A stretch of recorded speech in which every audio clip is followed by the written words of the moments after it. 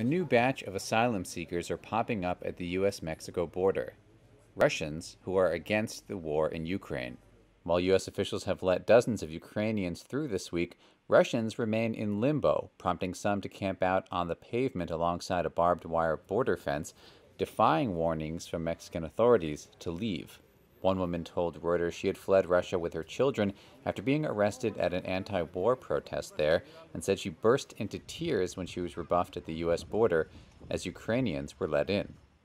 Mark, a restaurant manager who came from Moscow with his wife, flying to Mexico via Turkey and Germany in early March, called it discrimination. We have the same problem. Yeah, there isn't war in my country, but in my country there is a regime, and I was escaping from that. He and his wife were arrested for 3 days last year after protesting in support of jailed opposition leader Alexei Navalny, and said going back to Russia was not an option after new legislation that imposes up to 15 years in jail for actions found to discredit Russia's army. We are just sitting, sleeping on the ground and wait.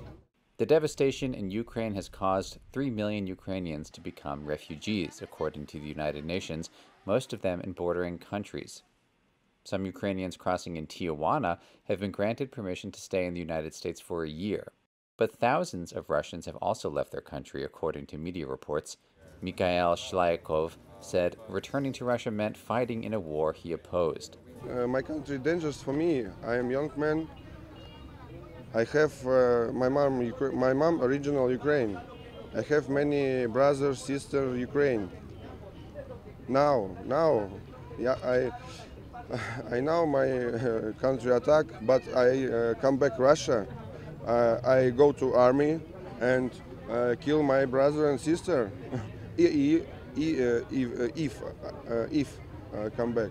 When asked on Thursday about Ukrainians and Russians at the border, U.S. Homeland Security Secretary Alejandro Mayorkas said the government was helping people fleeing Ukraine and that other programs were being considered to expand humanitarian aid.